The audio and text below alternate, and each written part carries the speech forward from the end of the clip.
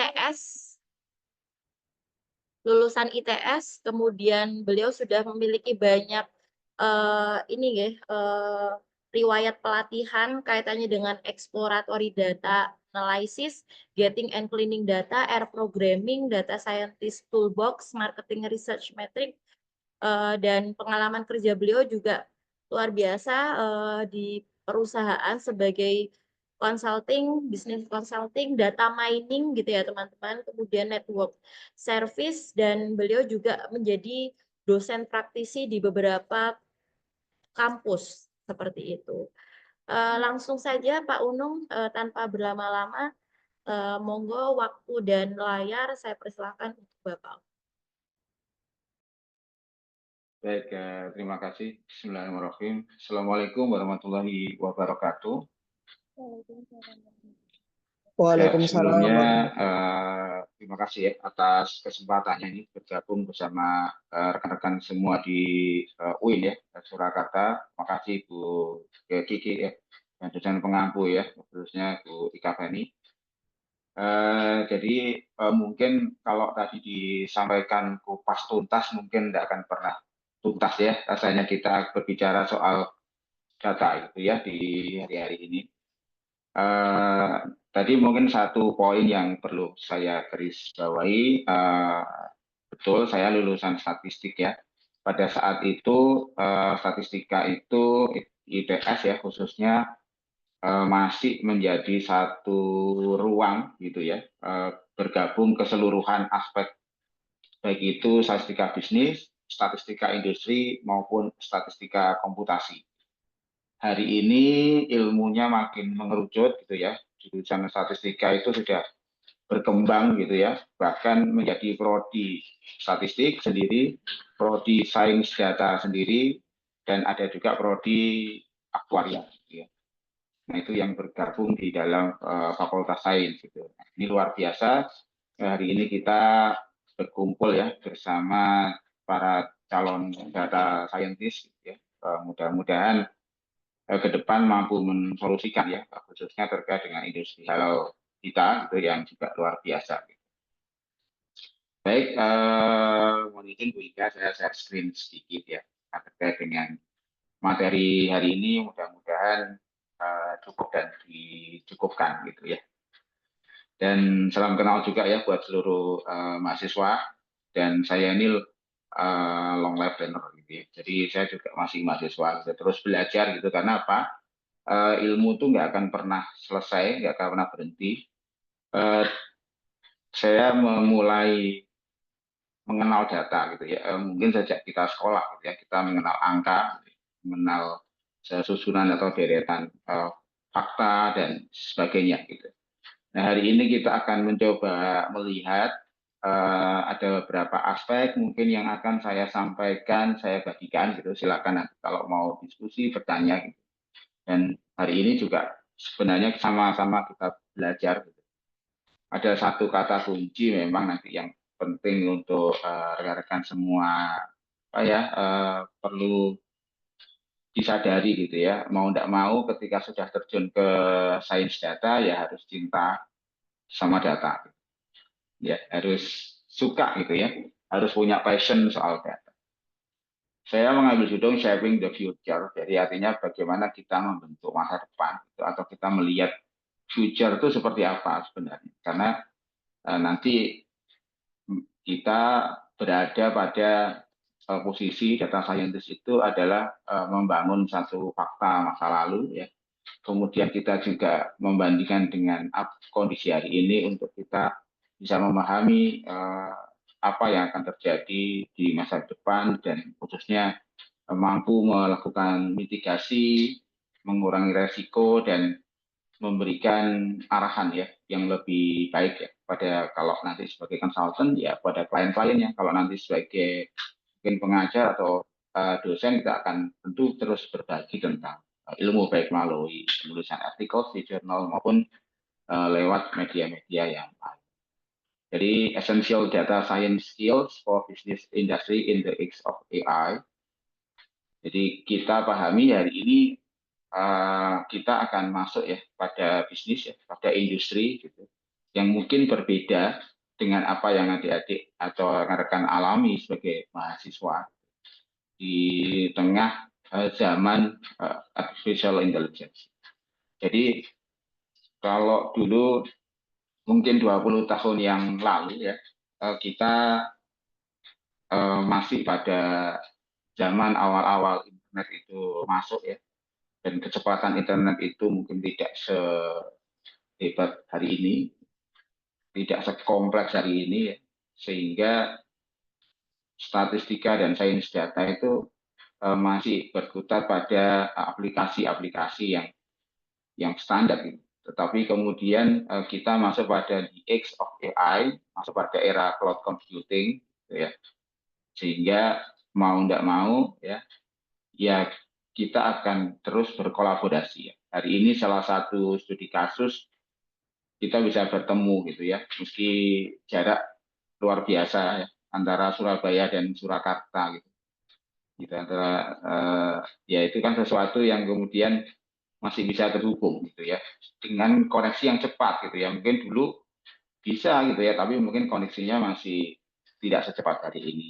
Pengirimannya kita kalau pakai video atau image processing itu harus kita enhancement, harus kita lakukan proses reduksi ya image ya, misalnya dengan doublet regression atau dengan pendekatan machine learning lainnya untuk sehingga itu terkirim dengan cepat. Tapi hari ini dengan kondisi kecepatan internet akses yang luar biasa, yang mungkin harusnya makin murah gitu ke depannya, esensi atau urgensi atau apa ya potensi dari data scientist ini harusnya menjadi satu skill kompetensi yang luar biasa di masa depan. Nanti ini akan saya bagi dalam beberapa tematik gitu ya. Jadi mungkin di awal itu saya akan memberikan gambaran singkat itu tentang datapreneurs. Ya. Kalau di dalam materi kewirausahaan Islami, ya mungkin ini sudah banyak ya Bu Ika ya disampaikan. Jadi mungkin saya akan melihat dari sisi yang lain ya sebagai praktisi. Jadi kalau mungkin rekan-rekan apa mengenal ya, saya hari ini posisi di consultant gitu di Anxiety Business Consult, salah satu konsultan bisnis yang berdiri di tahun 1997 ya. Jadi era sebelum reformasi gitu ya. Pada saat itu ekonomi Indonesia sudah mulai goyang gitu ya, sehingga beberapa alumni ITS dan UI dan beberapa alumni dari SMA 5 Surabaya ya bergabung gitu ya, membentuk satu startup ya bisnis yang disebut dengan Anxiety. Jadi Anxiety ini eh, biasanya dipanjangkan dengan Entrepreneur Society, gitu, satu komunitas alumni-alumni dari ketua-ketua himpunan di ITS ya, ada ketua himpunan teknik lingkungan, ketua himpunan teknik industri, ketua himpunan teknik mesin, ketua himpunan teknik elektro, dan beberapa teman dari finance ya, UI dan sebagainya bergabung untuk membentuk satu startup konsultan bisnis gitu ya, berbasis data untuk pada saat itu menjawab tantangan bagaimana pada saat Indonesia itu cemas gitu ya. Jadi kalau dalam bahasa psikologi, anxiety itu kecemasan gitu. Dan kita melihat bahwa bagaimana merubah Indonesia cemas menjadi Indonesia emas. Itu salah satu visioning yang dibentuk oleh anxiety. Nah, waktu itu saya masih mahasiswa. Saya masih mahasiswa. Saat itu mungkin belum berkolaborasi secara penuh mungkin ya dengan di anxiety, tetapi saat itu saya menjabat sebagai ketua atau direktur PST Professional Statistik di himpunan mahasiswa statistika yang memang fungsinya adalah membangun satu basis konsultan ya di tingkat mahasiswa. Jadi waktu itu eh, sebagai ketua PST biasanya kami kolaborasi dengan teman-teman di UB gitu ya, di Brawijaya Malang gitu ya, di UNER dan sebagainya untuk saling berbagi diskusi gitu. Mungkin itu ya Bika dan teman-teman. Nanti kalau mungkin ada yang nanya pada saat saya presentasi, jadi boleh aja dipotong. Jadi materi ini akan berbagi menjadi data planners, kemudian nanti di akhir, mudah-mudahan waktunya mencukupi, saya akan sharing ya, berbagi tentang kondisi global ekonomi maupun bisnis industri, sekaligus bagaimana peran dari data scientist di tengah yang mungkin ekonomi dunia dan ekonomi Indonesia yang sangat menantang ya, challenging di hari-hari ini. Jadi sekaligus kita memahami data, sekaligus kita juga berusaha untuk memahami bagaimana potensi, bagaimana posisi ya dari data scientist ya. Tentunya data scientist itu hari ini akan beririsan ya dengan alumni teknik informatika, alumni sistem informasi, alumni teknik industri, alumni dari statistika, alumni dari aktuaria gitu ya. Belum nanti dari alumni bisnis manajemen ya dan sebagainya. Jadi kompetensi apa yang membedakan teman-teman data scientist ini nanti dengan beberapa irisan ya, alumnus atau kompetensi lain ya, sehingga kita bisa saling berkolaborasi. Yang pertama, sebelum kita masuk ya ke dalam bagaimana sebenarnya bisnis di data itu ya, atau data kok dibisniskan gitu ya. Kemudian nanti etika apa yang kita harus penuhi gitu sehingga kita tidak menabrak ruang privasi. Nah, kita memahami dulu apa yang sebenarnya ada di dalam benak pelanggan dan apa yang ada di dalam visi atau misi perusahaan. Kami biasanya menceritakan ini melalui di innovation sweet spot. Jadi perusahaan atau industri ya, ini mungkin rekan-rekan perlu kenali, itu berpadu pada tiga konsep ini yang sering kita alami. Nah, yaitu apa?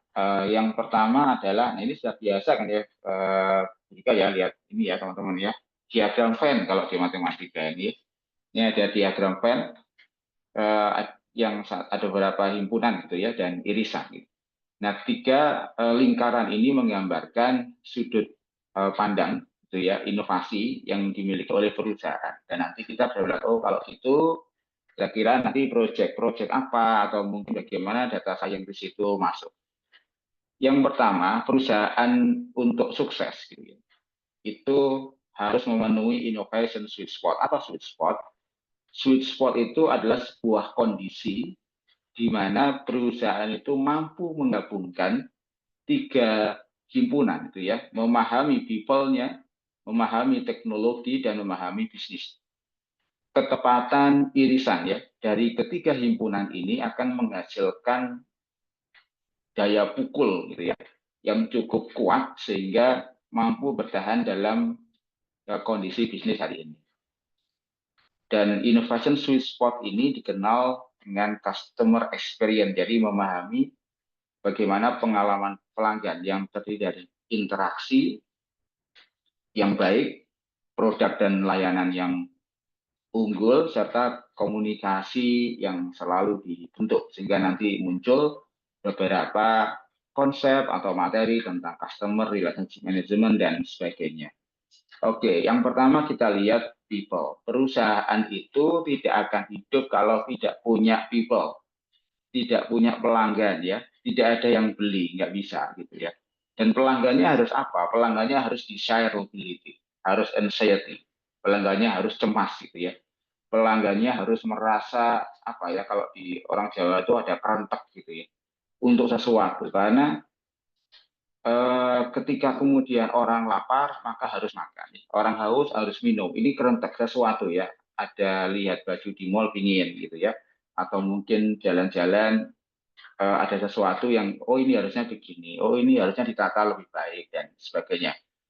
Itu sesuatu yang bersifat desire, sesuatu yang bersifat butuh atau banyak tanda tanya. Nah, biasanya mahasiswa yang atau banyak tanda tanya gitu ya, desirability. Nah, desirability ini adalah sebuah kondisi perusahaan memetakan are we solving from the right point. Kira-kira perusahaan bisa memecahkan masalah dari pelanggan apa enggak gitu ya. Kalau hari ini misalnya pelanggan itu masih butuh banyak sesuatu misalnya terkait dengan fashion, kosmetik dan sebagainya ya. Kalau kita ngomong di female gitu. Atau kemudian mungkin ada kebutuhan tentang sport dan sebagainya. Nah, perusahaan memahami itu dan masuk. Kita sebagai data scientist bagaimana? Kira-kira apa yang menjadi keresahan, menjadi kecemasan dari industri ya, kecemasan dari bisnis maupun kecemasan mungkin dari pelaku-pelaku usaha. Nah, itu harus kita bangkitkan ya, sehingga kita bisa memahami kalau seperti itu obatnya ini. Jadi resolving from the right point. Jadi sakitnya ini maka kita akan lakukan beberapa metode misalnya untuk melakukan optimasi dan sebagainya. Ini yang kedua adalah teknologi. Perusahaan itu harus punya sesuatu yang bersifat visible. Visible itu ada gitu ya. Jadi kalau misalnya kami di konsultan itu ya apa sih core kompetensinya anxiety gitu ya. Jadi kalau di kami misalnya lebih ke customer experience, ke market research, kemudian strategic management dan sebagainya. Core operational strengths-nya seperti apa. Nah, visibility ini juga sesuatu yang terkait dengan bagaimana perusahaan itu mendorong agar kekuatan-kekuatan di dalam perusahaan itu bisa lebih baik. Nah, ini data science bisa masuk di sini ya, ya untuk terkait dengan teknologi. Pekerjaannya lebih efektif, pekerjaannya lebih efisien dan sebagainya. Nah, irisan antara people dan teknologi ini menghasilkan inovasi fungsional. Jadi, kalau ada kebutuhan dari pelanggan, kemudian kita memiliki satu core competence atau core operational strength, kekuatan operasi, dalam perusahaan, maka biasanya muncul produk features ya. Jadi perusahaan ini memiliki satu kompetensi ya untuk membangun satu produk atau satu unit usaha yang itu harus sesuai. Irisan ini artinya ada kesesuaian antara people dan teknologi. Ada kesesuaian antara kecemasan kebutuhan konsumen dengan kompetensi yang dimiliki oleh perusahaan. Jadi konsumennya butuh gitu sebenarnya terkait dengan konsultasi data, tapi perusahaannya tidak memiliki kemampuan, maka juga tidak akan tercapai irisan.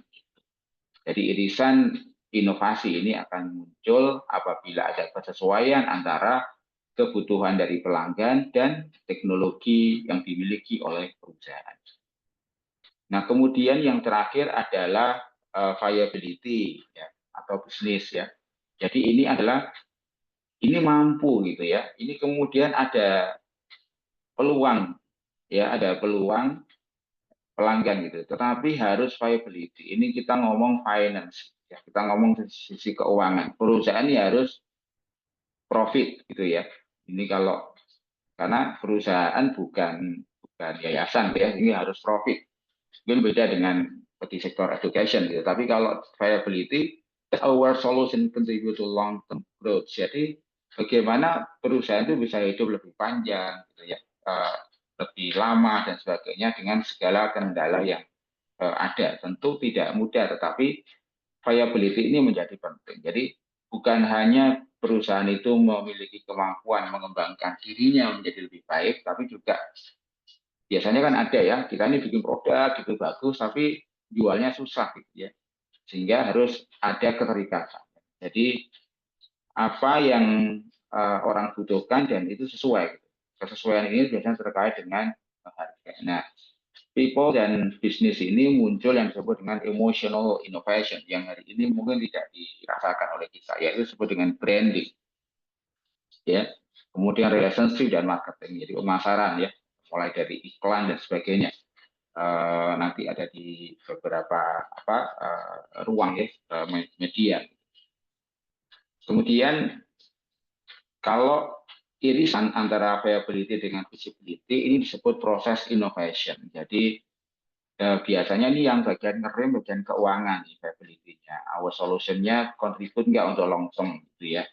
Apakah kemudian inovasi kita membutuhkan cost yang besar ya, biaya yang tinggi atau tidak. Nah, proses innovation ini dibentuk dari keselarasan antara bisnis dan teknologi, yaitu efisiensi, profitable, dan automation. Dan hari ini artificial intelligence, AI, data scientist berperan pada ketiga inovasi. Jadi teman-teman bisa masuk pada functional innovation, mau bikin produk feature seperti apa, mau bikin web presence, dashboard dan sebagainya, atau mau masuk pada emotional innovation, nanti masuk ke branding ya.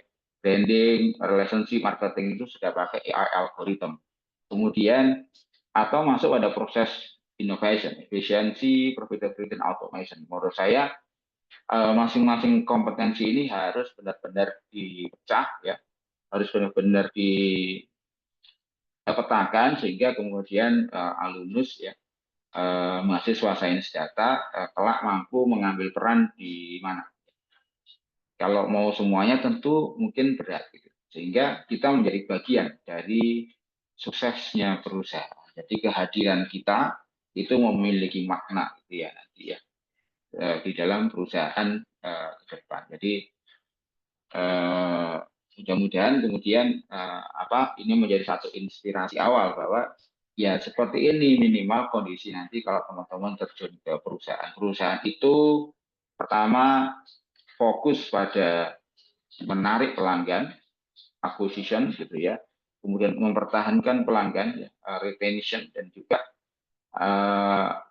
perusahaan itu juga akan fokus pada membangun core operational strength, ya, membangun kompetensinya, serta perusahaan juga fokus pada bisnis. Jadi ada yang ngerem, perusahaan harus efisien, harus profit, dan harus automation. Jadi kalau hari ini ada isu efisiensi, sebenarnya efisiensi itu adalah kata kunci di dalam bisnis sebenarnya ya. Mungkin agak beda kalau di government, tapi di bisnis efisiensi itu adalah yang utama. Nah, di teman-teman data science, di teman-teman statistik, biasanya juga selalu paling paham ya ada namanya statistical efficiency. Tapi ini nanti yang jadi diskusi panjang gitu ya. Jadi kalau statistik itu mengapa ada konsep statistical efficiency? Karena mengacu pada keterbatasan. Data itu tidak terbatas. Gitu ya. Ada big data sebesar apapun tentu terbatas sehingga menggunakan atau mengalokasikan daya analisis itu juga harus efisien. Gitu ya. Jadi kalau datanya cuma 30 baris, 15 baris, ya tidak perlu pakai machine learning. Atau itu tergantung pada bagaimana kita memahami ya konsep statistical efficiency di dalam pembelajaran ya sains data. Baik, kemudian yang kedua,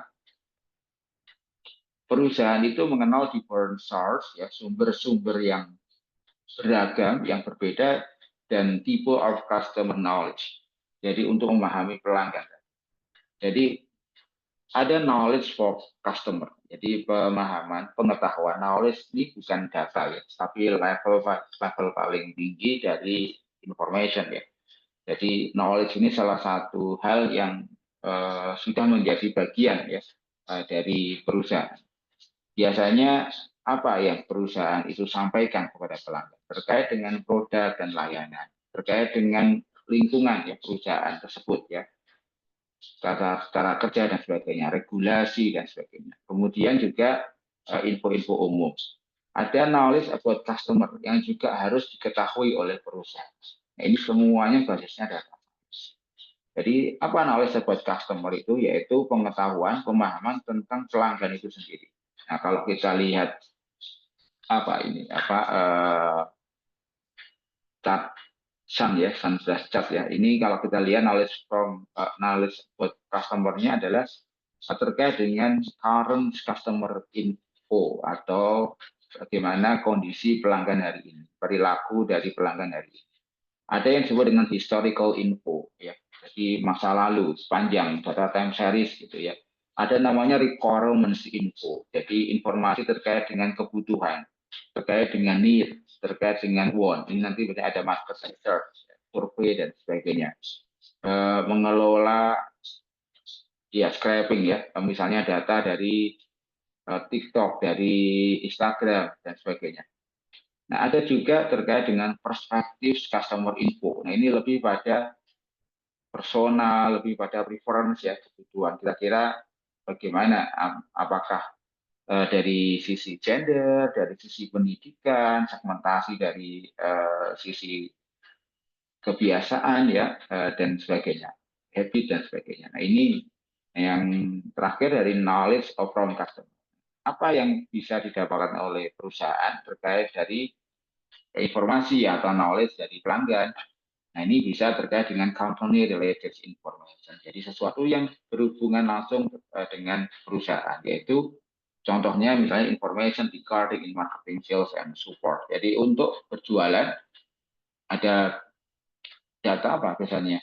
Ada data transaksi ya, data jumlah item pembelian, data harga masing-masing produk dan sebagainya.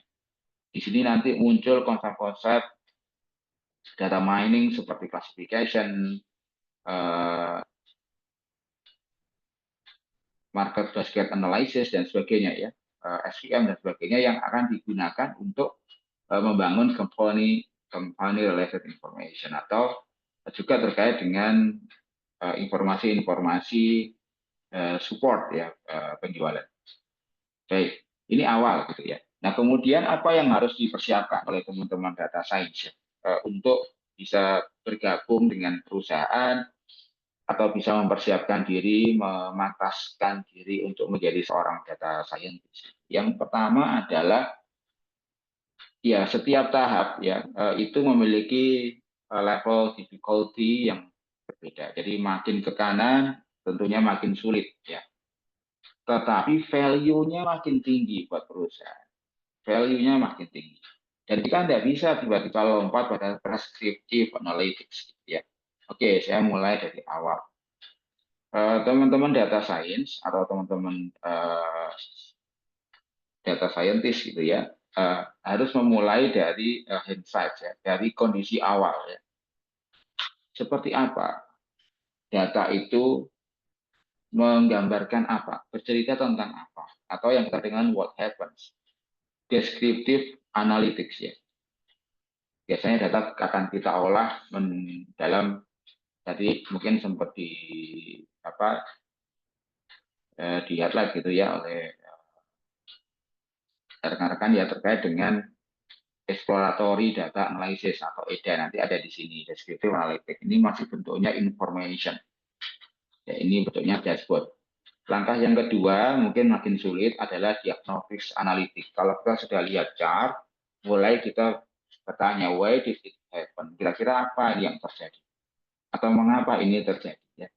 Kita mulai analisa, kita mulai diagnosa mengapa turun, mengapa naik ya, mengapa tetap dan sebagainya. Kemudian condong kiri apa condong kanan ya kalau kita belajar tentang skewness ya, kemiringan data distribusi normal dan sebagainya. Kemudian yang ketiga ini mulai ada insight-insight dalam data yang kita olah ya.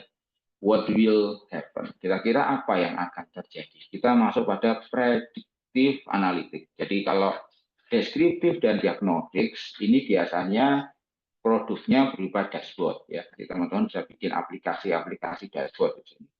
Tapi kalau di prediktif ini sudah mulai masuk misalnya multi linear gitu ya, multivariate regression gitu. Mulai masuk faktor analysis, clustering atau itu traditional statistik. Tapi kalau mau masuk ke datanya sudah cukup besar, masuk ke machine learning untuk predictive analytics baik pakai random forest ya, gradient boosting dan atau CNN ya dan sebagainya ya yang terkait dengan pendekatan-pendekatan prediktif analitik. Mulai masuk pada what we have. Kira apa yang terjadi? Nah, yang terakhir adalah optimization. Jadi setelah kemudian mengetahui maka dari dashboard dan prediktif ini kita mulai simulasi, kita uji coba. So kira-kira kalau misalnya salah satu faktor itu dinaikkan, how can we make it happen? Oh berapa gitu ya prescriptive analytics-nya. Kalau ini diturunkan berapa gitu. Kalau ini ada gangguan seperti apa? Kalau ada kompetitor baru bagaimana? Nah ini adalah foresight. Nah tugas dari data scientist masuk pada information hingga optimization.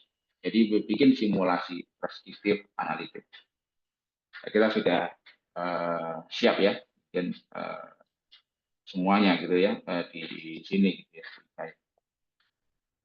Ya, kemudian saya lanjutkan pada nah ini 4 kapabilitas atau kompetensi ya. Mana yang human centered, mana yang machine centered ya. Jadi kalau proses di deskriptif ini biasanya porsi dari humannya masih sangat tinggi ya. Tapi kalau sudah di preskriptif, support sama decision automation, maka mesin centerednya juga lebih besar, lebih tinggi. Nah, ini adalah dari data ini ke dalam beberapa metode.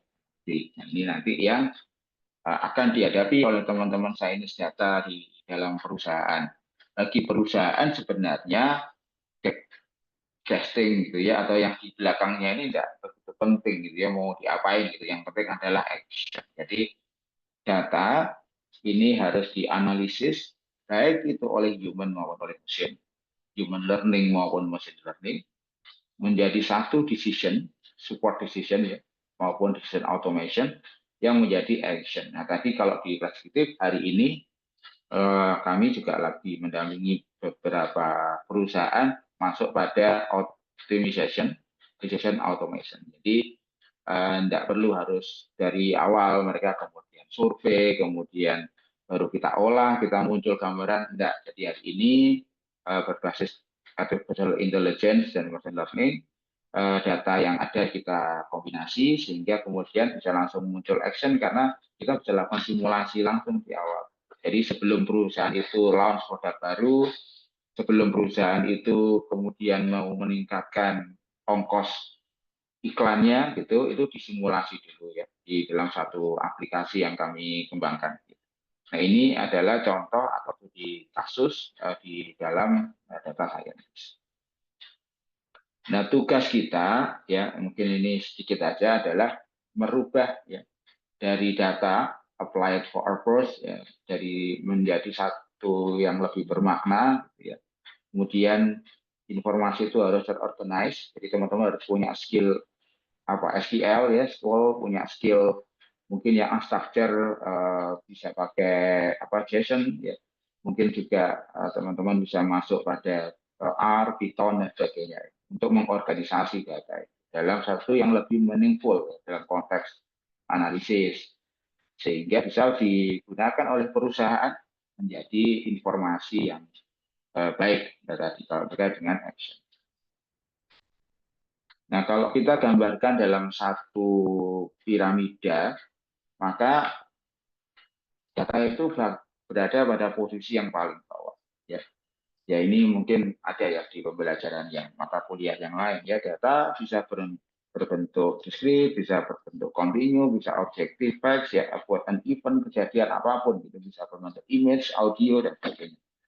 Banyak sekali data. Ini harus dikondens, dikoreksi ya, dikalkulasi kalau di dalam data mining atau di dalam teman-teman data science biasanya dilakukan feature engineering gitu ya, dikonektif sehingga data yang sudah dianalisa hubungannya dan koneksinya gitu ya dengan konteks tertentu, maka ini bisa berubah menjadi informasi yang di conversation, yang disampaikan, yang dibandingkan ya, itu akan menjadi satu knowledge dan knowledge yang dilakukan di applied ya, memiliki value and belief ya, di embed ya di dalam satu menjadi refleksi ya di dalam perusahaan itu. Ini yang dikenal dengan wisdom dan ini perjalanan panjang. Jadi kalau awal-awal masuk di graduate misalnya, ya baru ngurusin mengubah data ke information ya enggak apa-apa. Ya, jadi dulu mungkin di awal masuk jadi karyawan baru ya sama. Jadi saya juga harus mengentry data sendiri, kemudian kita melakukan proses sendiri. Bahkan mungkin sampai hari ini ya, sampai hari ini. Tapi proses ini menjadi penting untuk teman-teman semua sadari bagaimana peran kita dalam perusahaan itu sangat krusial ya, sehingga nilai-nilai ya, nilai-nilai ini harus dipegang teguh. Ya kita mungkin semua tahu ya, saya tidak cukup ahli, tapi kalau kita lihat bagaimana kepemimpinan Rasul ya, itu sudah cukup menurut saya untuk jadi pegangan ya, sudah lebih cukup. Ya, ya sama ya, sidik, amanah, ya, tablik, fatona. Ini sesuatu yang menurut saya ya udah itu tuntas gitu ya, sudah tuntas. Gitu. Data itu kalau tidak jujur, tidak bisa gitu. Hari ini nanti ada teman-teman ada namanya pelindungan data pribadi. Ya. Dan kami di perusahaan itu untuk misalnya harus wawancara dengan responden ya, itu ada yang dikenal dengan customer consent. Jadi harus ada persetujuan dari pelanggan gitu ya, atau dari responden untuk diwawancara. Nah, itu adalah satu. Yang kedua, tidak boleh kita melakukan manipulasi yang memang tidak sesuai dengan kaidah-kaidah statistik, bahkan melanggar etika. Sehingga jujur itu menjadi salah satu hal yang paling penting untuk merubah ya, atau transformasi data informasi maupun nulis. Ini datanya kok seperti ini dirubah menjadi berbeda, ini sesuatu yang jadi sidik atau kepemimpinan Rasul menjadi sangat penting ya menurut saya pribadi. Yang kedua ya amanah gitu ya. Jadi konsep kerja data scientist itu harus terstruktur karena apa? Hari ini klien tuh nggak bisa nunggu. Jadi ada proyek yang mungkin hanya kurang dari 1 minggu. Jadi hari ini ada term of reference, kemudian 2-3 hari harus kita deliver. Jadi kita harus pegang teguh kalau kita dipercaya di dalam satu ruang ya, tim bersama. Jadi karena kalau kita terlambat melakukan analisis ya udah nggak kepakai. Nah itu penting untuk di kita masing-masing ya, di saya pribadi juga teman-teman untuk memegang teguh ya konsep itu. Jadi harus amanah. Amanah itu juga berarti memiliki kompetensi yang kuat ya. Kalau sudah dipercaya melakukan analisis, misalnya menggunakan cluster analisis gitu, vertical cluster atau Kamins atau apapun, ya amanah itu kalau menurut saya ya mampu. Ya kalau misalnya belum ya harus belajar. Gitu. Kalau sendiri tidak bisa harus bertanya. Kalau dan hari ini kita bisa nanya kan ke OpenAI, ke Grok gitu ya, ke DeepSeek gitu ya. Tapi ya ada konsep get best in, get best out ya. Prompt kita harus benar. Kalau yang lebih baik ya kita diskusikan ya. Tanya ke Bapak Ibu dosen, tanya ke teman, tanya ke komunitas dan sebagainya. Nah, kemudian publik. Pada konsep ini saya melihat bahwa hari ini kompetensi kita ini harus dijual gitu ya, harus disampaikan juga. Dan kemampuan menyampaikan data itu menjadi sesuatu yang paling mahal sebenarnya ya. Bagaimana data yang lumayan rumit itu bisa divisualisasi, bisa disampaikan dengan cara yang baik ya. Sebagaimana hanya kita memahami segmen-segmen pelanggan. Jadi ada pelanggan atau klien kami itu mungkin beliau sangat kaya. Ya saya nggak nyebut punya mall di mana nanti ketahuan beliau siapa gitu. Tapi sangat kaya. Jadi kalau ke Jakarta itu ya hanya untuk membeli mobil mewah. Ya. Tapi beliau hanya lulusan SD. Iya, tapi punya banyak mall ya di Jawa dan di luar Jawa. Dan itu ketika kita presentasi tentu harus menggunakan bahasa yang mudah dipahami karena beliau seorang praktisi ya tentunya dalam bisnis penjualan. Nah ini juga penting untuk tablik itu dari sisi itu. Bagaimana kita memvisualisasi data, menyampaikan storytelling dengan baik. Kemudian yang terakhir ya smart people gitu ya, Fatona ya, cerdas gitu ya, kecerdasan hari ini ya mungkin ada namanya artificial intelligence ya, ada kecerdasan apa buatan gitu ya, tapi memang fatona atau cerdas itu menjadi bagi saya keempat hal ini cukup untuk menjadi landasan kita di dalam membangun satu bisnis ya ke depannya, baik itu kewirausahaan yang mandiri ataupun nanti teman-teman bergabung dulu di dalam perusahaan sebelum bikin startup gitu ya. Jadi mungkin bisa 2-3 tahun masuk dulu ke perusahaan baru kemudian bikin startup atau mungkin mau langsung bikin startup ya. Karena itu harus direncanakan dengan baik ya. Ya, tidak mudah. Jadi ada 3 hal tadi yang di awal. Kalau mau bikin startup, jadi harus mengenali apa kebutuhan pelanggan. Yang kedua, mengenali juga kemampuan diri kita sendiri dan tim. Dan yang ketiga, harus bernilai bisnis. Jadi nggak boleh bikin startup karena suka-suka aja. Wah ini bagus, ini nggak bagus, tapi harus laku ya. Kalau bagus tapi tidak laku, nah nanti merepotkan semuanya. Jadi ini adalah satu tahapan dari data ke wisdom, mulai dari data, kita transfer ke information, ke knowledge, dan ke wisdom. Jadi data sebagai fondasi yang perlu untuk terus kita coba ya, untuk jadi action, jadi insight, jadi profit. Nah, ini contoh aja ya, nanti teman-teman bisa kembangkan sendiri ya, untuk membangun satu bisnis di sains data di era hari ini ya, apa yang pertama ya model bisnisnya gitu, seperti tadi ya, bisa startup, bisa e-commerce optimization, dan sebagainya. Kemudian membangun kompetensi ya. Jadi bergembiralah itu yang hari ini masuk di sains data, gitu. Dan kalau dikasih apa tugas itu ya, ya harus gembira. Gembira kenapa? Ya karena kita dapat studi kasus ya, yang ini akan berguna untuk di future. Kemampuan programming, kemampuan database, kemampuan big data processing, ya, machine learning, AI, data visualisasi, ini beberapa hal yang bisa kita kuatkan. Termasuk memahami kebutuhan industri ya, memahami strategi masyarakat, business value, karena ini menjadi penting. Jadi kompetensi data science bukan hanya pada technical, tapi juga pada business skill. Karena kita masuk pada entrepreneurship. Yang ketiga, mumpung masih mahasiswa, berbuat salah itu menurut saya wajar. Jadi berbuat salah sebanyak-banyaknya. Oh, bikin ini gagal, tidak apa-apa. Nanti karena kalau teman-teman sudah lulus, tidak boleh salah. Kalau di perusahaan itu tidak boleh salah. Tapi kalau masih mahasiswa, ya ciptakan portfolio ya, bikin proyek sebanyak-banyaknya. Ya. Bikin studi kasus. Kalau makin banyak teman-teman mengolah data, makin banyak teman-teman berhadapan dengan kasus-kasus data, ya insya Allah nanti akan makin mantap, mudah ketika masuk ke perusahaan. Kemudian membangun jaringan ya, personal branding, mau dikenal sebagai apa, LinkedIn, punya Medium, dan sebagainya. Nah, menentukan model pendapatan, kalau mau bangun sendiri, kira-kira ini mau subscription base, atau project base, atau mungkin data driven product, gitu ya, atau data, machine learning, AI as a service, bikin aplikasi, ya, atau kursus online, dan sebagainya. Ini menentukan model pendapatan tadi.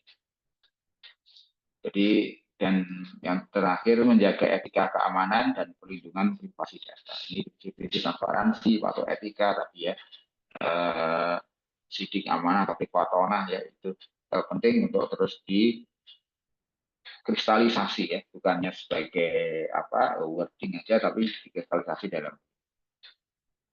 Nah, untuk mengenali ide-ide gimana ya, mengenali problem settlement tadi. Jadi ini pakai 3 lingkaran itu boleh. Jadi kenali people-nya, kenali teknologinya, kenali visibility-nya.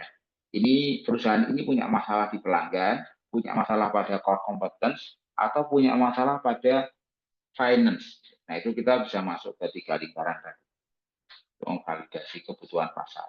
Oke, ini contoh-contoh aja, bisa jadi sebagai data consultant, intelligence gitu ya, sebagai konsultan data misalnya, mau menganalisis pergerakan tren pasar, ya, mengoptimasi harga, atau membangun predictive model gitu ya, untuk bisnis ya, melalui keahlian machine learning ya, bisa sales forecasting, peramalan penjualan, bisa analisis resiko kredit atau fraud detection, supply chain optimization ya untuk logistik retail maupun manufaktur. Nah, ini bisa jadi misalnya menggunakan learning untuk estimasi permintaan produk halal ya berdasarkan tren konsumen. Nah, ini sesuatu nanti yang teman-teman bisa elaborasi, bisa dijadikan proyek-proyek bersama gitu ya, untuk membangun ide-ide bisnis. Kemudian bisa juga masuk pada data journalism and data visualization. Jadi institusi media, organisasi sosial hari ini membutuhkan tenaga ahli dalam pengolahan dan presentasi data yang efektif tadi ya, masuk ke publik tadi ya. Di data scientist dapat mengambil peran dalam menciptakan data driven infographics untuk online media, menyediakan insights untuk penelitian keumatan pada institusi, lembaga ormas Islam, dan media Islam, dan melakukan analisis sosioekonomik isu ya dari perspektif Islam. Ini beberapa materi sains data yang bisa digunakan. Kemudian membangun aplikasi berbasis data driven application. Aplikasi-aplikasi preskriptif ya, atau predictive model untuk bisa merekomendasi produk data. Aplikasi perencanaan keuangan syariah, atau data marketplace yang menyediakan insight bagi bisnis untuk produk-produk halal. Mengembangkan chatbot AI untuk membantu user menemukan informasi zakat itu apa, wakaf itu apa. Jadi kami kemarin simulasi ya kecil. Teman-teman ini mahasiswa mungkin bisa lakukan juga pakai API-nya AI, gitu teman-teman bisa bikin aplikasi kecil, masukkan dokumen-dokumen terkait dengan zakat, wakaf, infak halal, gitu ya. Dan nanti bikin misalnya panduan zakat online berbasis AI. Ya, itu simple mungkin ya, idenya simple tapi daripada orang bikin masuk ke prompt OpenAI, bikin diri ya di aplikasi itu, kemudian nanti nanya. Kira-kira kalau bedanya zakat fitrah, zakat mal, dan sebagainya seperti apa, kemudian kalau wakaf mana, bedanya dengan sedekah gimana, bedanya dengan hadiah seperti apa, seperti itu. Jadi ini sesuatu yang bisa dikembangkan, membangun data driven application. Kemudian berapa sih sebenarnya jumlah orang miskin, berapa ini sesuatu yang data yang bisa kemudian dibangun. Baik, sebelum saya masuk pada contoh, gitu ya, sebenarnya bukan contoh ya, kita masuk pada kondisi hari ini, ekonomi aktif ya, bagaimana ekonomi Indonesia hari ini untuk kita memahami peran sains data, mungkin saya kembalikan ke Bu Ika ya, Bu Ika Feni, mungkin kalau ada pertanyaan dulu, mungkin dulu nanti saya akan lanjut pada ekonomi aktif. Terima kasih. Oke, baik, terima kasih Bapak Unung atas insight-insight-nya yang disampaikan. Ini luar biasa sekali. Saya tadi banyak mencatat poin-poin penting ya, yang itu nantinya bisa diimplementasikan untuk kawan-kawan mahasiswa seperti itu. Sebelum lanjut ke kaitannya dengan economic updates ya Pak, mungkin dari teman mahasiswa bisa mengajukan pertanyaan untuk satu sesi, mungkin 3 penanya dulu, Mas Izat, Mas Waras, Mbak Aninda, dan teman-teman. Silahkan kalau ingin bertanya, bisa raise hand untuk kemudian menyampaikan langsung.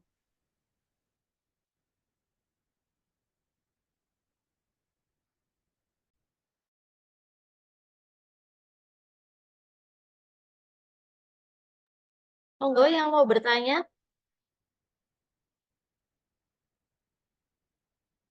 Mungkin ini Pak Unung sambil menunggu teman-teman ini ya Pak raise hand.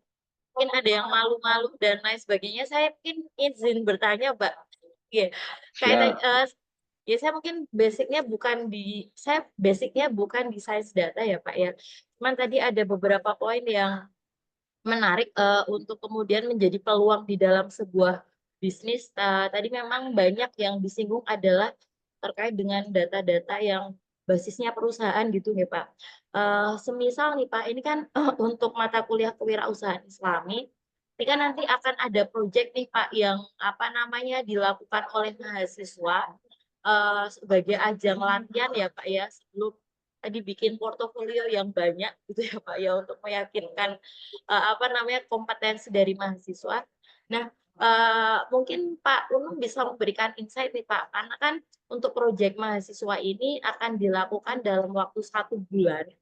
Nah, kira-kira nih Pak, model bisnis sains data seperti apa sih Pak yang memungkinkan untuk mahasiswa lakukan di dalam waktu 1 bulan?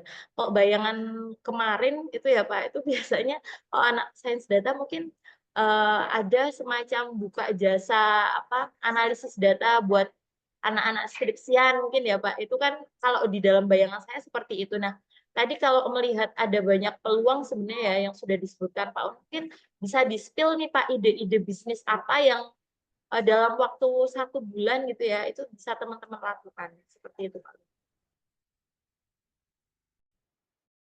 Ya, baik Bu Ika ya. Jadi menarik ya. Jadi sebenarnya kalau di kewirausahaan ya, atau di entrepreneur atau di materi kalau di ITS itu ya, atau di beberapa kampus itu eh, untuk fokus ke ide itu memang nanti ada satu game sendiri gitu ya, untuk teman-teman mahasiswa itu bagaimana menelurkan satu ide. Biasanya nanti kita pakai pendekatan yang pertama bisa pakai pendekatan causal diagram gitu ya. Misalnya salah satunya, atau mungkin pakai sesuatu yang berkaitan tadi dengan tiga himpunan tadi, gitu. Jadi misalnya kalau mau masuk ke industri halal, itu hari ini kira-kira apa sih sebenarnya market itu sebenarnya seperti apa, gitu ya, atau kebutuhannya apa. Ya, ini kan banyak, ya, mulai dari mulai kalau kita ngomong konsumen itu 360 derajat konsep. Jadi mulai bangun tidur sampai tidur lagi, gitu ya. Itu terus, itu banyak sekali ide-ide yang kita bisa bisa lihat gitu. Mungkin lebih ke sana. Jadi menurut saya tidak harus dibatasi sebagai sebagai misalnya apa mengolah data ya, tapi sains data itu adalah berhubungan dengan bagaimana kita merubah data itu menjadi informasi yang lebih menarik. Jadi yang pertama misalnya masuk teman-teman bisa masuk pada sektor uh, kalau di daerah apa di Solo misalnya tertarik mau lihat apa nih yang jadi masalah di sana gitu ya. Misalnya ada tidak di kemacetan gitu ya, atau misalnya ada tidak UMKM gitu yang mungkin menjual produk-produknya tapi belum tersertifikasi, atau mungkin mau lihat ke pasar, atau mau lihat dari sisi kalau mau masuk ke apa kampus, kira-kira apa sih problem di kampus, ada tidak soal banjir gitu, kalau mau masuk ke lingkungan. Nah dari situ baru kemudian kira-kira kalau ada kebutuhan, kalau ngomong transportasi berarti oh gimana kita mau menggambarkan satu satu apa proyek gitu ya, atau proyek atau aplikasi untuk mengolah data kemacetan misalnya lalu lintas dan sebagainya, kemudian kita menggambarkannya dalam GIS atau dalam Geographical Information System, Spatial Analysis, itu juga bisa. Banyak sih Bu Ika ya, ini yang kita nanti bisa diskusikan. Nah, teman-teman mungkin Gen Z itu punya punya ide-ide yang lebih menarik, silakan. Dan ini nanti dalam presentasi ini saya juga menyampaikan bukan proyek sebenarnya, tapi tugas ya. Bukan proyek tapi tugas yang kemudian nanti kami sampaikan ya di sini. Itu ada tugas untuk mahasiswa saya 3 ITS waktu itu yang sempat saya mengajar di praktisi itu untuk dalam waktu 2 minggu untuk mereka nyari data sendiri, ngolah sendiri, memvisualisasikan sendiri dari data itu, karena kelompoknya lumayan cukup banyak, ada 3 kelas ya waktu itu yang saya masuk di materinya gitu ya.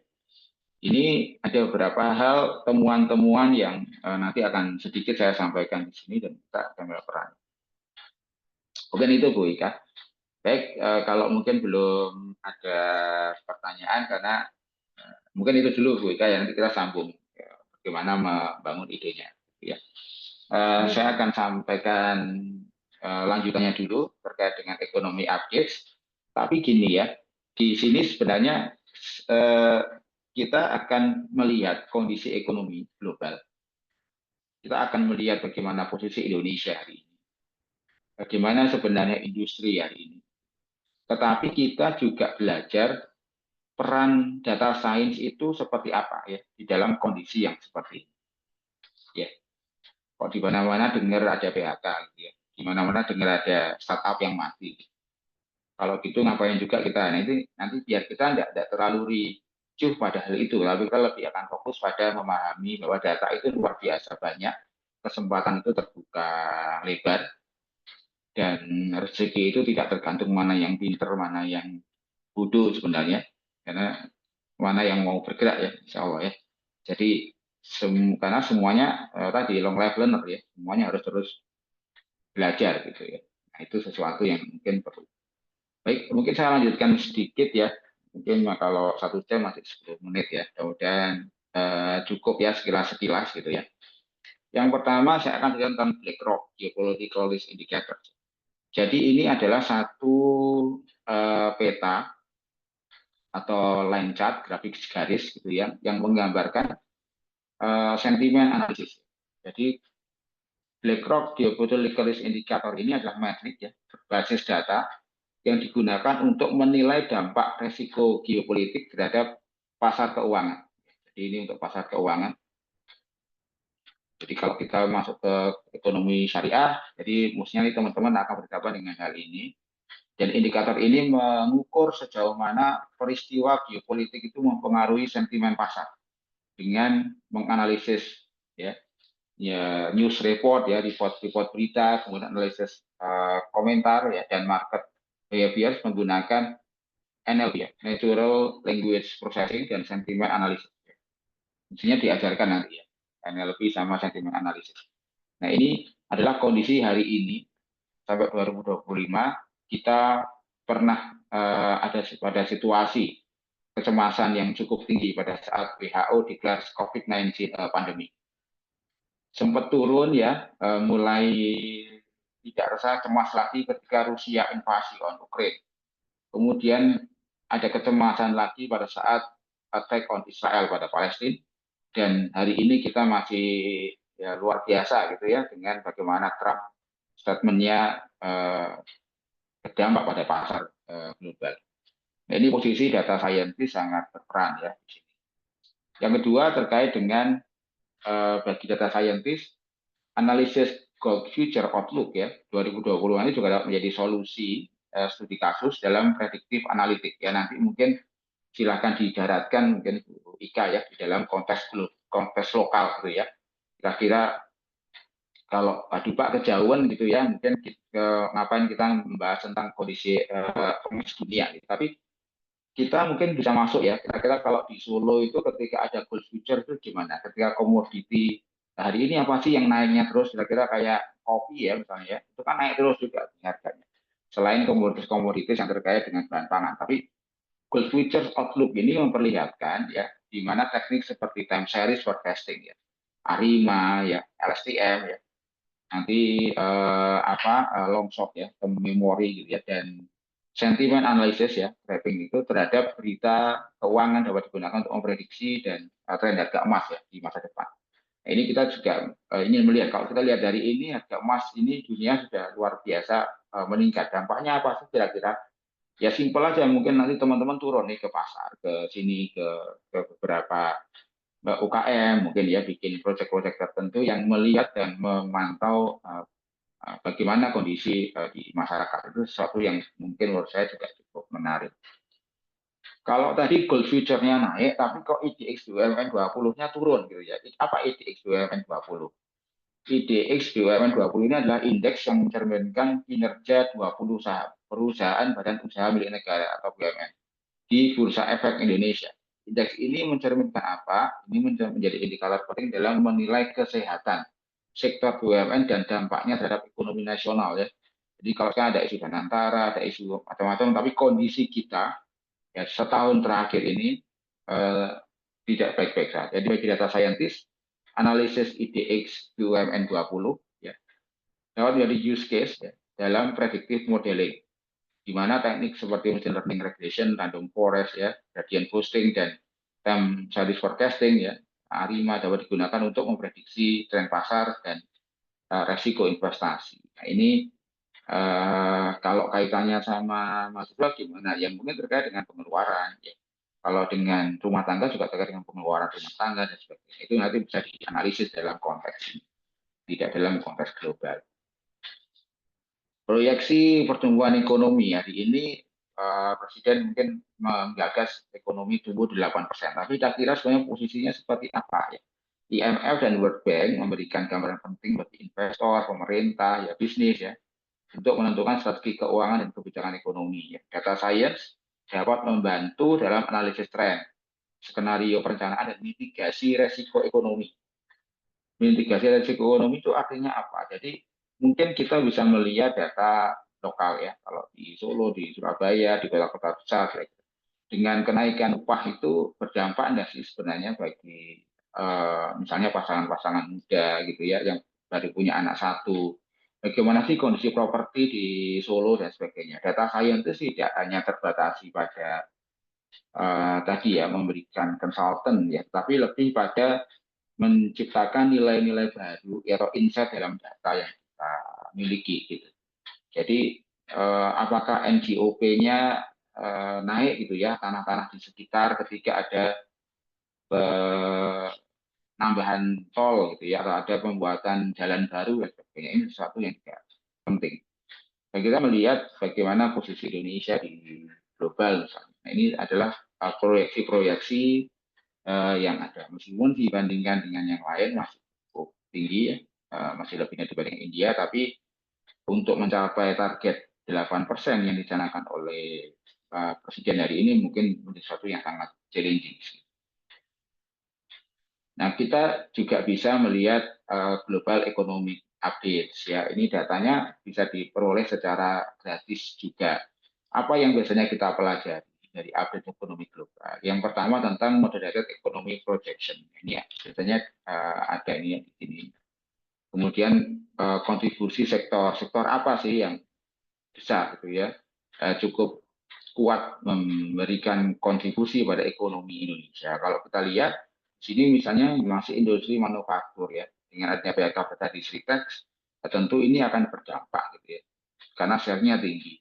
Yang kedua terkait sektor pertanian ya, atau wholesale retail ya, perdagangan, baru sektor agriculture, forestry dan pertanian masuk ke sini juga kontribusinya cukup besar ya. Baru construction tadi, properti, dan pertambangan.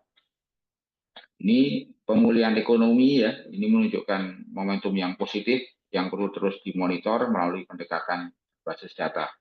Nah, data science dalam hal ini berperan ya dalam analisis pertumbuhan ekonomi, perdagangan, dan investasi.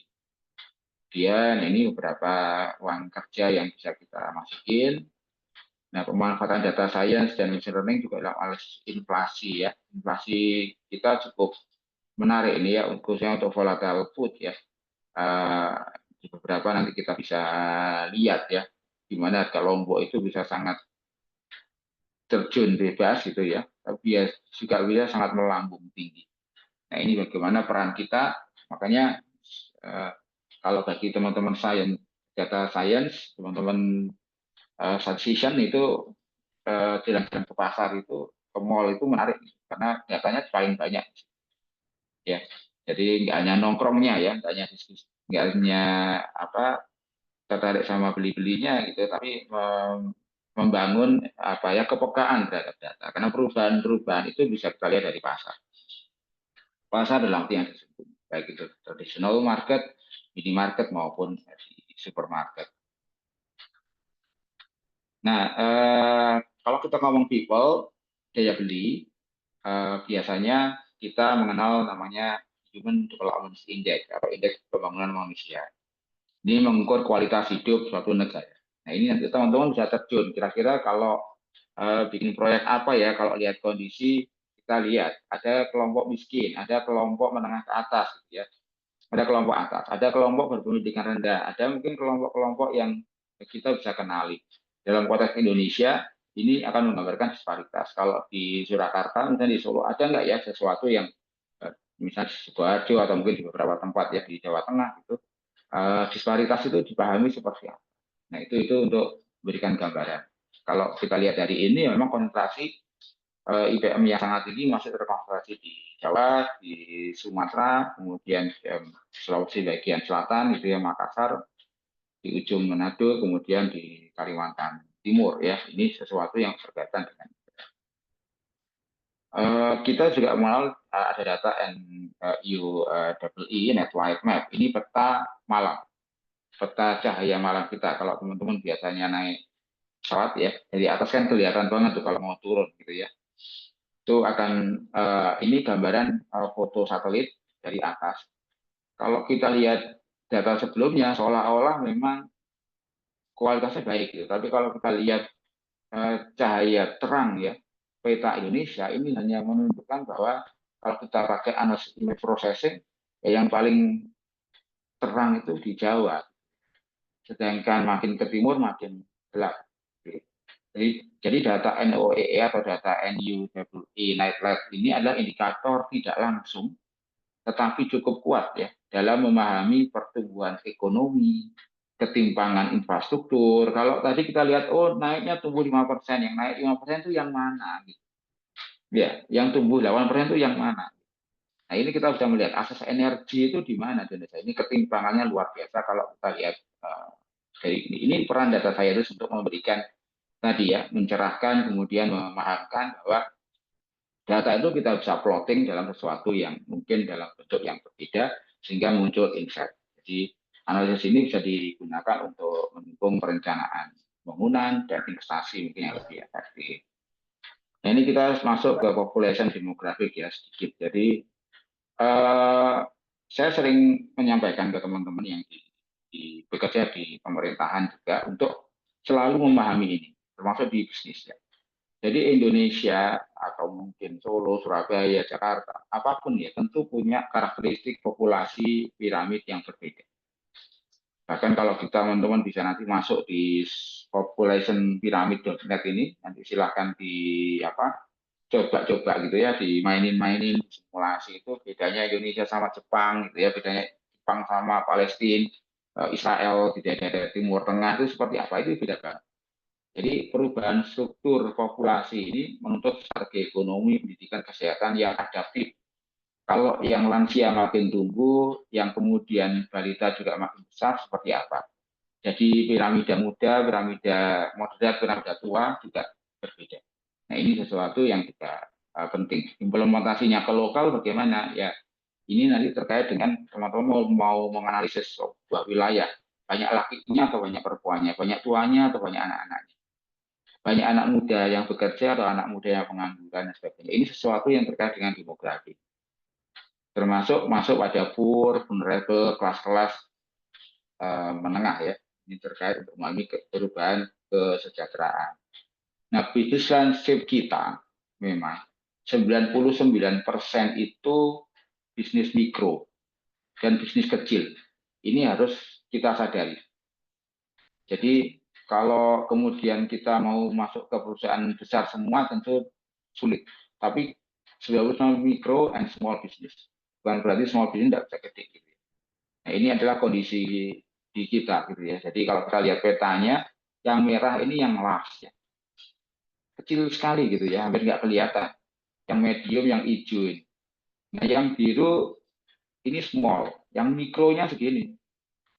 Jadi jumlah perusahaan di Indonesia itu ya banyaknya beberapa 20% itu di perusahaan kecil yang menengah, di UMKM kita yang kuat.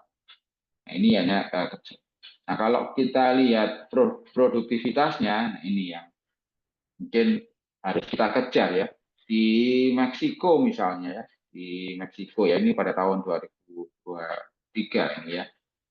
Ini per pekerja itu sudah bisa menghasilkan atau ya kira-kira 18.000 US dollar ya per pekerja. Kalau hari ini dolarnya 16.000 ya dikalikan ya. Per pekerja kira-kira berapa ini di Meksiko ya. Ini lagi depan sama Trump nih. Di India ini sudah lebih dari 15.000 gitu ya. Kemudian di Filipina ya hampir 10.000, 10.000 US dollar, berarti kira-kira 160 juta gitu ya. Kalau per worker gitu. Tapi di Indonesia masih 5.000 US dollar. Jadi artinya apa? Bahwa di kita butuh berapa pekerja nih untuk menghasilkan hampir 15.000 US dollar gitu. Jadi kalau di luar negeri kok gede-gede ya gitu ya gajinya ya, karena output produktivitas pekerjanya memang luar biasa. Tapi di kita satu pekerja itu istilahnya 80 jam kerja itu baru menghasilkan 5.000 US dollar per worker. Nah, ini untuk kita juga nanti pahami. Nah, ini ada kernel density. Jadi ini untuk melihat apa kalau di teman-teman data science kan biasanya nanti diajarin bikin distribusi gitu ya. Ini untuk menggambarkan bahwa eh, kalau ini log F ya, kalau makin kecil gitu ya, makin dempet ini artinya disparitasnya makin pendek. Jadi antara antara penjualan yang kecil dan penjualan yang gede hampir sama. Tapi kalau seperti ini miring ke agak miring ini ya, ada puncaknya lebih ke kanan.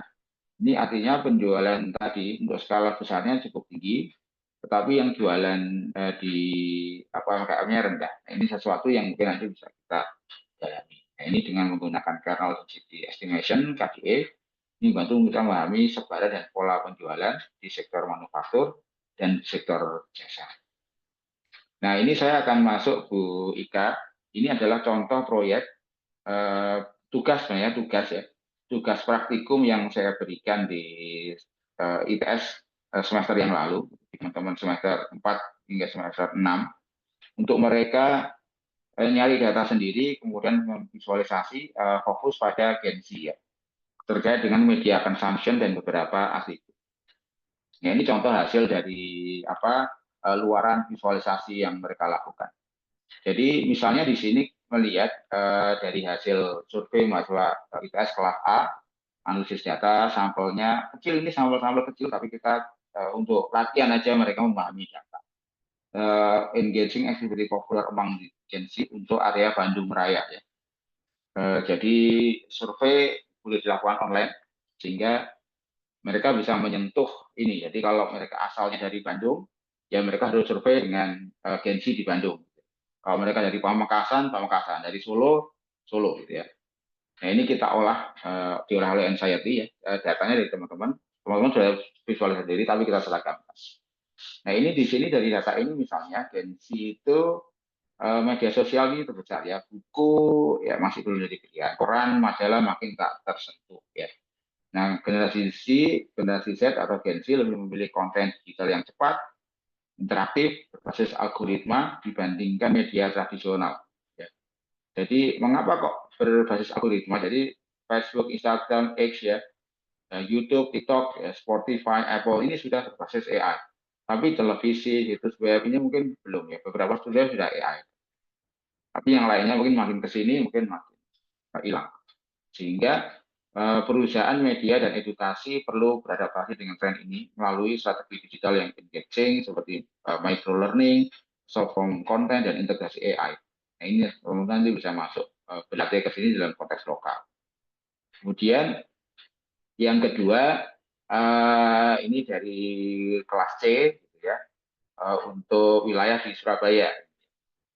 Temuannya adalah Instagram, WhatsApp, dan TikTok merupakan media online Gen Z yang paling sering diakses harian. Dan 71% Gen Z ya, ini menghabiskan waktu lebih dari 5 jam sehari untuk mengakses media online.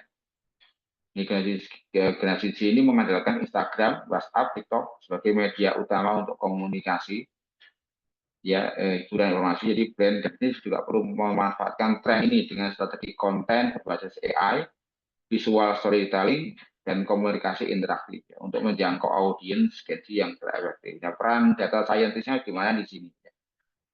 Kita ada ide untuk bikin konten berbasis AI atau visual storytelling, ya. Mungkin bikin di TikTok dan sebagainya, kemudian diukur ya, bisa bikin seperti semacam layanan, bukan layanan ya, tapi materi-materi terkait tentang data gitu ya, yang kita masukkan di IG, kita masukkan di TikTok maupun status WhatsApp. Gitu. Kemudian dari kelas B, ini sampelnya 44, nah ini untuk mahasiswa Pamekasan gitu ya, ini di area Pamekasan ya, Madura. Ini hasilnya lebih dari 50% Gen Z memilih WhatsApp sebagai media sosial utama, dan perempuan lebih tinggi dibanding laki-laki. Ini kalau WhatsApp time spend daily-nya, kalau laki-laki 7 jam, kalau perempuan bisa menghabiskan waktu 7 jam 43 menit per hari ya, untuk akses WhatsApp, sedikit lebih lama dibandingkan laki-laki. Nah, apa potensi atau peluangnya di data science? Jadi WhatsApp ini telah berevolusi menjadi lebih dari sekedar aplikasi pesan, tapi juga menjadi platform sosial utama. Jadi saya sebelum kuliah tamu ini ada yang chatting, Pak. Ada alumni gitu dari jauh, suaminya kerja di Taiwan, gitu ya. Kemudian suaminya kontak juga ke saya bahwa ini istri lagi bisnis by TikTok, misalnya seperti itu, dan by WhatsApp. Jadi di TikTok itu yang nonton banyak, tapi nggak ada yang beli sama sekali. Di WhatsApp ini yang akses sedikit, tapi selalu aja ada yang beli per hari untuk produk yang sama. Artinya apa? WhatsApp lebih menjangkau sesuatu yang terkait dengan kita. Ini TikTok ini banyak, tapi mungkin orangnya jauh ya. Nah, WhatsApp lebih dekat, lebih personal. Tapi tidak perlu seperti itu. Nah, itu harus kita analis. Data scientist tugasnya mengenali pola-pola itu ya.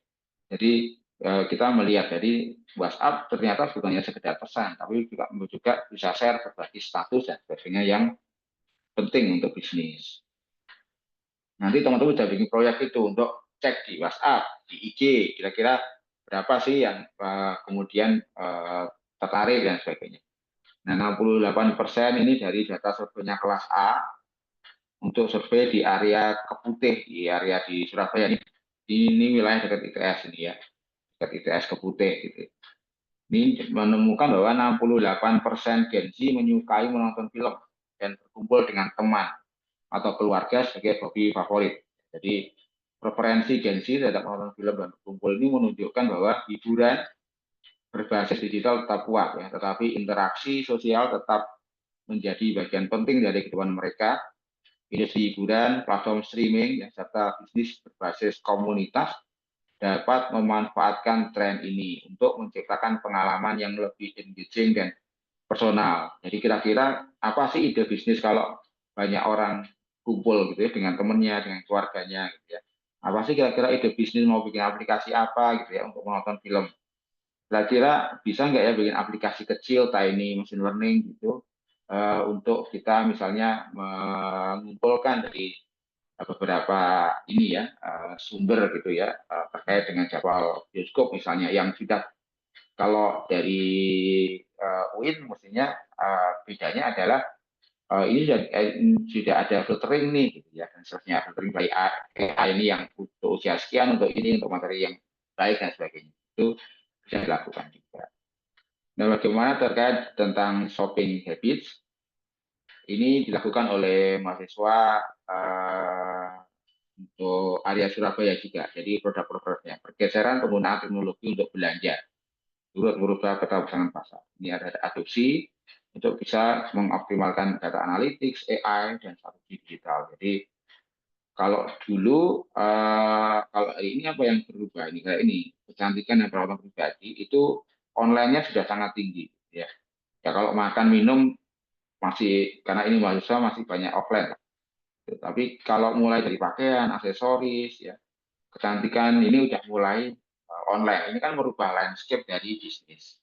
Ya, nah, kami juga kerjasama dengan salah satu perusahaan kosmetik besar ya Islam ya di Indonesia untuk kita membangun satu predictive analytics yang kita bangun. Nah ini kemudian dari mahasiswa ini juga Bandung Raya ya. Toko fisik terus bersaing ya di tengah gempuran toko online sementara pasar tradisional tertinggal ya. Kalau di Solo gimana? Apakah kondisi ini sama gitu ya? Pasar tradisionalnya mulai ditinggal, toko online ini bagi Gen Z ya. Jadi meskipun e-commerce itu mendominasi, tapi toko fisik masih cukup bertahan. Nah, kalau dari perspektif data science, maka bisnis yang memahami perilaku belanja Gen Z ini melalui big data, AI driven marketing, dan strategi omni-channel akan lebih siap ya dalam mengenai perubahan tren di ini contoh untuk buying decision. Kira-kira apa sih yang menjadi alasan mereka memutuskan untuk membeli sesuatu? Keragaman atau apa? Ini sesuatu yang juga bisa kita pelajari dalam konteks lokal. Lebih praktis, ingin melihat langsung produknya, dan sebagainya. Nah, kemudian kalau beli pakai apa ya? Gen Z lebih memilih pakai kruis ya, populer ini ya di kalangan Gen Z. Tunai udah mulai kalah ya. Jadi kartu debit ATM ini kalau kartu debit ATM debit plus kris ini artinya apa? Tunai udah sangat jauh ini ya. Jadi sudah mulai digital. Jadi keuangan digital sudah sangat tinggi gitu ya. Ini sesuatu juga yang menarik untuk menjadi satu di kasus nanti di teman-teman sains data. Nah ini contoh pola pengeluaran ya. Gen Z dan millennials itu berbeda. Oke, mungkin yang terakhir ya online shopping platform. Ya. Jadi Shopee ini penelitian tahun kemarin ya, mungkin hari ini bisa berbeda gitu ya. Ini survei untuk area Surabaya. Shopee, TikTok, Tokopedia. Jadi kalau kita gambarin seperti ini seolah-olah Shopee aja yang menang. Ya, padahal kalau kita lihat diagram Venn-nya, ini diagram Venn untuk empat himpunan ini ya, empat himpunan. Shopee ini, pengguna Shopee ini ternyata juga punya TikTok ya, juga punya Lazada gitu ya, juga punya Tokopedia gitu. Tapi pengguna TikTok ini mungkin nggak ada yang hanya punya TikTok aja gitu ya. Jadi selalu punya yang lain. Ini kan menarik untuk kita mungkin nanti lihat atau menggambarkan. Jadi bisnis e-commerce ini harus memahami bahwa agensi ini tidak loyal. Jadi pesan yang dari sini adalah tidak loyal hanya pada satu platform. Sehingga strategi lintas platform menjadi sangat penting. Integrasi data, personalisasi, dan promosi berbasis AI dapat meningkatkan retensi pengguna dan konversi penjualan di tengah persaingan yang ketat. Baik, mungkin itu Bu Ika terakhir dari saya. Mungkin tadi sudah saya sampaikan di awal, kalau dari simpulannya prinsip-prinsip ini, nilai dasar ini ya teman-teman mestinya lebih paham ya, tapi untuk kita sama-sama mengingatkan sebetulnya pada saya bahwa yang pertama jujur, berarti honesty, asidik. Jadi data yang digunakan harus valid, harus akurat dan tidak dimanipulasi. Ini sesuatu yang penting. Jadi sebaik apapun teman pakai mesin terpenting, pakai apapun, kalau nomor satu ini hilang, ya karena bisnis data science itu bisnis trust ya, bisnis kepercayaan. Karena data itu paling utama di dalam perusahaan. Jadi ini tolong dijunjung tinggi. Buat kita semua nanti belajar mulai dari mahasiswa gitu ya, kejujuran, honesty, asidik ini. Yang kedua adil ya. Justice adil itu ya artinya kita menempatkan data itu sesuai dengan porsinya, tidak menyalahgunakan data pelanggan. Kalau data itu digunakan untuk analisis tertentu, ya sudah. Jangan kemudian kita menyebarkan data yang bukan milik kita. Jadi justice adil, gunakan data secara proporsional, menggunakan data secara tidak etis ini, atau jadi tidak menggunakan data secara tidak etis. Jadi harus sesuai dengan etika. Yang ketiga, nilai-nilai dasar dalam bisnis ya harus maslahat, ya, memberikan manfaat buat society. Apa kalau di ada novelty gitu ya, kira-kira manfaatnya apa gitu. Jadi bisnisnya bagus tapi kalau sebenarnya tidak manfaat, sesuatu juga yang jadi manfaat buat perusahaannya juga manfaat buat society. Kemudian keterbukaan, transparansi ya, penggunaan data harus jelas, terutama dalam konteks privasi. Jadi kewirausahaan Islami ini penutupnya mungkin ya, bukan hanya tentang mencari keuntungan, tapi juga tentang kejujuran, keberkahan, keadilan, dan manfaat untuk masyarakat. Dengan mengikuti prinsip-prinsip Al-Quran dalam bisnis, seorang wirausahaan tidak hanya sukses di dunia, tapi juga mendapatkan pahala di akhirat, insya Allah. Baik, mungkin itu Bu Ika dan teman-teman semua. Mohon maaf kalau saya sampaikan dengan agak cepat gitu ya. Ya saya yakin ini belum tuntas ya. Banyak tadi gimana sih kita membangun ide, itu satu materi sendiri biasanya nanti. Harus menuliskan mulai dari 30 kata, sekian kata, ada materi modul khusus sebenarnya nanti itu untuk membangun itu.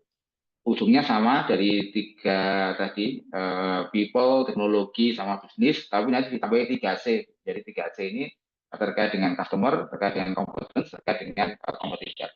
Jadi pesaingnya siapa, ada enggak. Jadi itu kemudian biasanya teman-teman menuliskan strateginya. Nah baru ide-ide itu akan muncul, kemudian diulas. Jadi ada materi khusus kalau terkait dengan membangun ide bisnisnya seperti apa. Nah mungkin dari ini cuplikan dulu ya Bu Ika ya, Bu Kiki ya, dan mungkin rekan-rekan mahasiswa, mohon maaf kalau mungkin materinya terlalu cepat. Terima kasih. Wassalamualaikum warahmatullahi wabarakatuh. Waalaikumsalam warahmatullahi wabarakatuh. Oke, baik. Terima kasih Bapak Unuk atas materinya. Di room Zoom ini juga ada Bu Septin. Saya ingin menyapa Bu Septin ya, Sugeng Rawu Bu Masya Septin. Allah ada Bu Sabin. Ya, sudah. Saya banyak belajar ini kalau dari Bu Sabin. Ya, Masya Allah. Ya Pak, mungkin ini nggih, sebelum ditutup, mungkin ingin sebentar ada mahasiswa yang ingin bertanya kah? Jangan sampai nyesel loh ya, kita sudah menghadirkan pakar, tapi teman-teman justru tidak memanfaatkan peluang yang ada. Monggo kalau ada yang mau bertanya. Ya, mungkin masih malu-malu Pak Unung. Saya Ya, pengen saya pengen nanya sih Pak Unung, kaitannya dengan karena ini ada di mata kuliah saya nggih, project tadi Pak. Kalau memang kewirausahaan, saya banyak mengampu di beberapa mata kuliah yang lain ya Pak. Kalau KWU itu kan, biasanya mereka harus berbisnis nih Pak, dalam tadi misalnya 1 bulan. Kalau kebanyakan yang saya ampu itu kan memang model bisnisnya tuh bisnis kuliner ya Pak, jadi cash flow-nya itu kan cepat. Nah, saya masih karena saya awam banget ya Pak kaitannya dengan data, eee, mungkin bisa di-spill nggak sih Pak, maksudnya kaitannya dengan bisnis, data ini ketika project berjalan 1 bulan, gimana sih untuk bisa meyakinkan customer atau calon customer bahwa, kita itu, dengan bisnis yang kita jalankan, ya percaya untuk bisa istilahnya apa ya, memberikan kebutuhannya itu kepada, ini pelaku usaha di bisnis sains data ini, Pak. Jadi misalnya menyediakan jasa untuk analisis data atau visualisasi data. Nah, gimana sih, Pak, tipsnya gitu ya, Pak, untuk bisa meyakinkan calon customer bahwa, ya saya tuh bisa loh bikinin, apa namanya, jasa analisis dan seterusnya, sehingga cash flow-nya itu bisa ngalir income-nya tuh bisa dapat gitu, Pak, dalam waktu, 1 bulan kurang lebih. Mungkin itu, Pak, dari saya. Ya, ya, baik, saya nangkep ya. Jadi yang pertama terkait dengan data driven bisnis ya. Jadi bisnis berbasis data. Jadi yang pertama kan yang paling mudah mungkin kalau kita kalau seperti kayak BPS, kayak institusi data itu kan mereka sudah punya bank data ya. Sehingga biasanya kalau di BPS pun ya mereka akan menjual data itu dalam bentuk raw, itu data mentah. Ada juga yang dijual dalam bentuk infografis. Sampai tingkatan yang paling tinggi dijual dalam bentuk konsultasi. Tapi ini perjalanan panjang. Perjalanan panjang. Bagaimana kalau mahasiswa? Tentunya portfolionya tidak sebanyak gitu ya, karena ini harus melalui satu tahapan-tahapan gitu ya. Yang pertama tadi ya, sebelum kita masuk ke people, kita lihat dulu kompetensi apa yang paling kuat ya di kita. Kalau sekarang semester 4, kira-kira apa yang mau dimasukin? Misalnya visualisasi data. Oke, visualisasi datanya pada tahap apa? Tahap deskriptif atau sudah ke forecasting ya, atau sudah ke prediktif. Kalau misalnya masih ke deskriptif, nggak apa-apa, deskriptif dari sisi apa gitu ya. Misalnya masih masuk ke diagram batang, diagram garis dan sebagainya ya.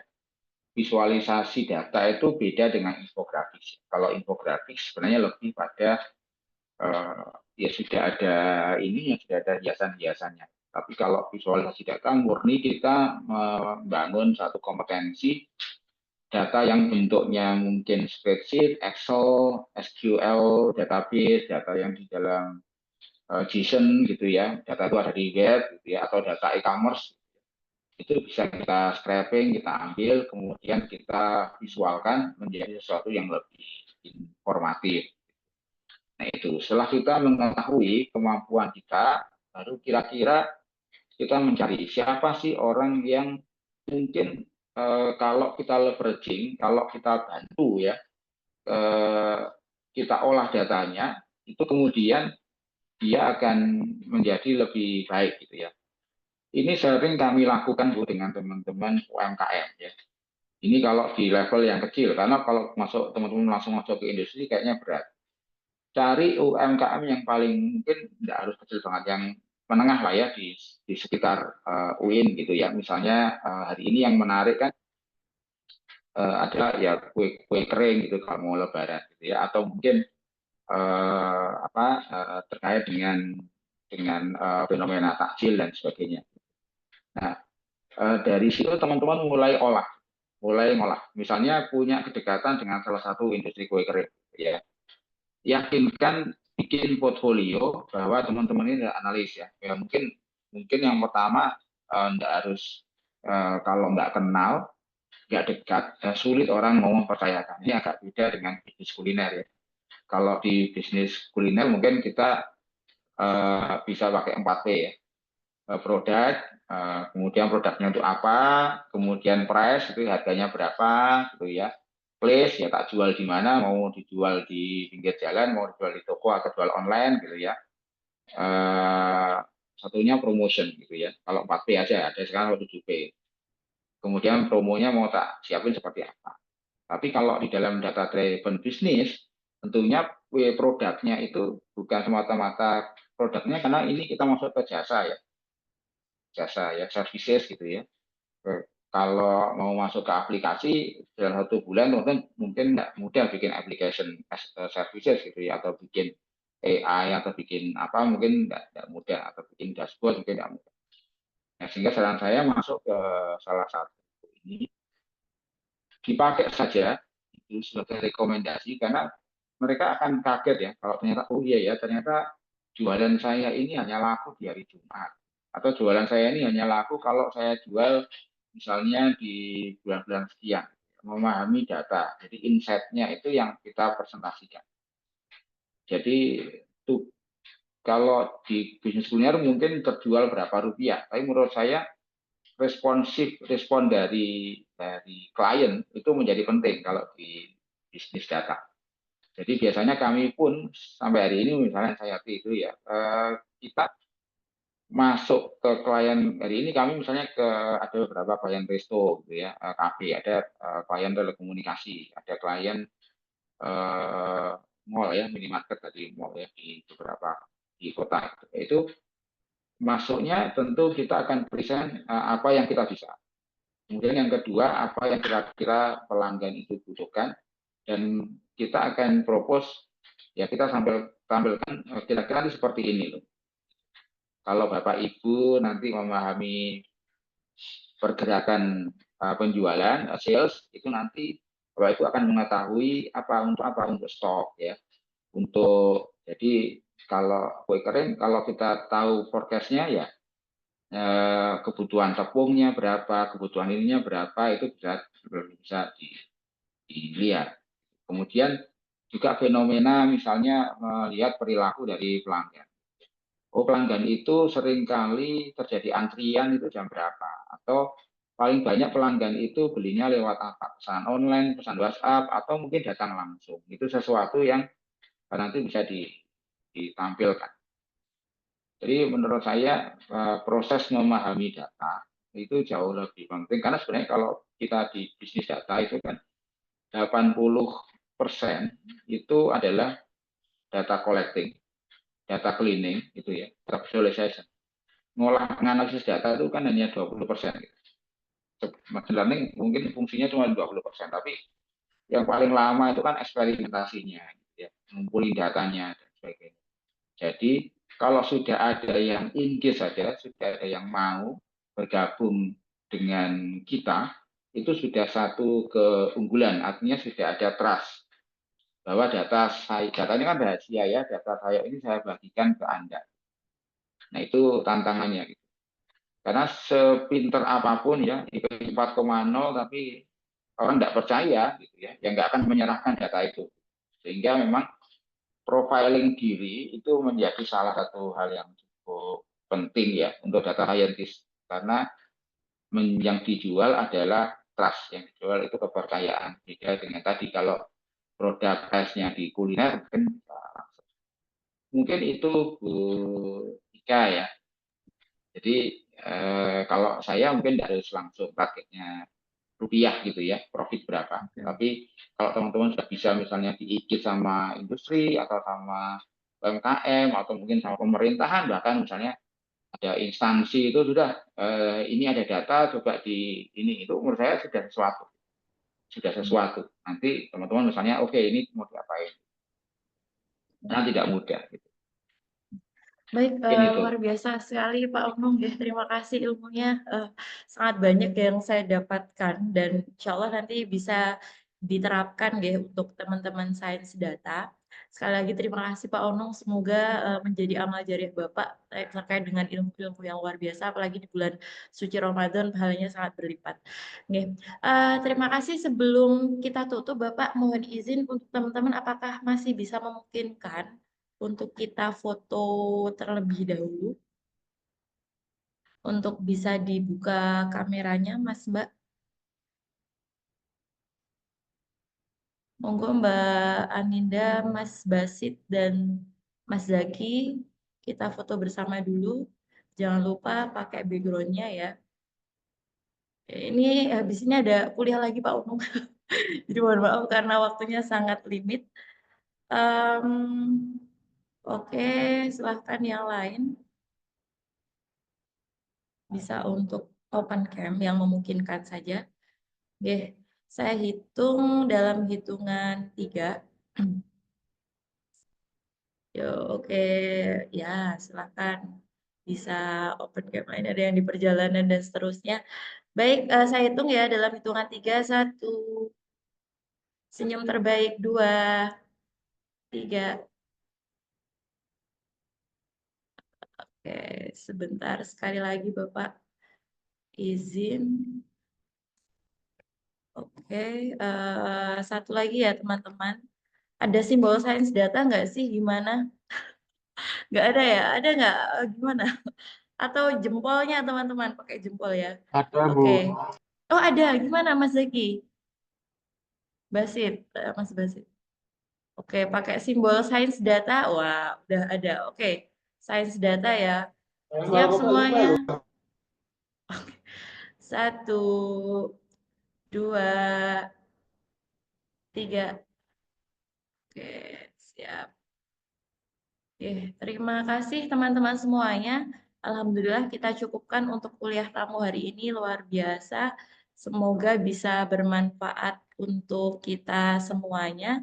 Dan kita akhiri bersama dengan membaca hamdalah. Alhamdulillahirrahmanirrahim. Dari saya selaku MC mengaturkan permohonan maaf yang banyak. Saya akhiri. Wassalamualaikum warahmatullahi wabarakatuh. Terima kasih semuanya, tetap semangat. Waalaikumsalam warahmatullahi wabarakatuh. Oke, Ya, matur terima nuwun, kasih Pak Bapak. Unung, terima kasih Bu Ive dan teman-teman Oke. mahasiswa. Semoga bisa melanjutkan aktivitas selanjutnya. Terima kasih Pak Unung. Baik, saya izin Oke. meninggalkan ruangan untuk Iya, Iya, Bapak. Pak. Matur nuwun.